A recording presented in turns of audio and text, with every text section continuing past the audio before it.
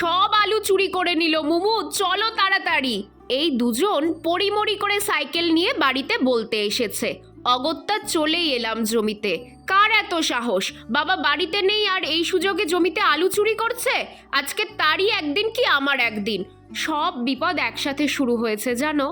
ওইদিকে বাবা ব্যাঙ্গালোরে গিয়ে ফোন হারিয়ে ফেলেছে। বাবার সাথে কথাও বলতে পারছি না। কি যে হচ্ছে জানো। যতই মন খারাপ থাকুক, জমিতে এলেই মন ভালো হতে বাধ্য।